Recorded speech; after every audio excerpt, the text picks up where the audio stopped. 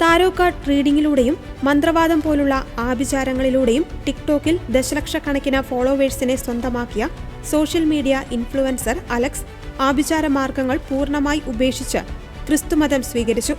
തന്റെ മുൻകാല TikTok വീഡിയോകളെല്ലാം delete ചെയ്ത താരം ഇനി മുതൽ ടാരോ കാർഡ് റീഡിംഗ് നടത്തില്ലെന്നും ഔദ്യോഗികമായി പ്രഖ്യാപിച്ചു. ക്രിസ്തുവിലുള്ള തന്റെ പുതിയ വിശ്വാസത്തെയും ആത്മീയ മാറ്റത്തെയും കുറിച്ച് അലക്സ് പങ്കുവച്ച 10 മിനിറ്റ് ദൈർഘ്യമുള്ള വീഡിയോ സോഷ്യൽ മീഡിയയിൽ വലിയ ചർച്ചയായി മാറിയിരിക്കുകയാണ്.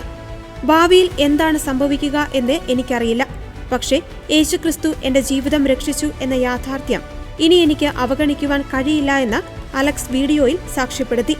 തന്റെ ആത്മീയ മാറ്റത്തിന് പിന്നാലെ സോഷ്യൽ മീഡിയ പ്രൊഫൈലിലെ പേര് അലക്സ് റീഡ്സ് ടാരോട്ട് എന്നതിൽ നിന്നും അലക്സ് ബിലോങ്സ് ടു ക്രൈസ്റ്റ് എന്നവർ മാറ്റിയിട്ടുണ്ട്. അലക്സിന്റെ ഈ തീരുമാനത്തോട് പ്രതികരിച്ചുകൊണ്ട് മുൻപ് ഇതേപോലെ മന്ത്രവാദ ആഭിചാര മേഖലകളിൽ നിന്ന് ക്രിസ്തീയ വിശ്വാസത്തിലേക്ക് കടന്നുവന്ന പ്രശസ്ത ആത്മീയ പ്രഭാഷക ജെന്നി നിസ രംഗത്തെത്തി.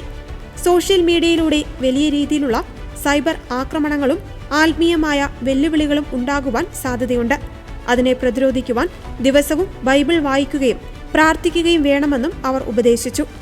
എന്ത് വെല്ലുവിളികൾ ഉണ്ടായാലും ഉപേക്ഷിച്ചു പോന്ന ഇരുണ്ട ഭൂതകാലത്തേക്ക് ഇനി ഒരിക്കലും തിരിഞ്ഞു നോക്കരുതെന്നും ക്രിസ്തുവിൽ വിജയം ഉറപ്പാണെന്നും പറഞ്ഞ ജെന്നി നിസ അലക്സിന്റെ ധീരമായ പരസ്യ വിശ്വാസ പ്രഖ്യാപനത്തെ അഭിനന്ദിക്കുകയും ചെയ്തു.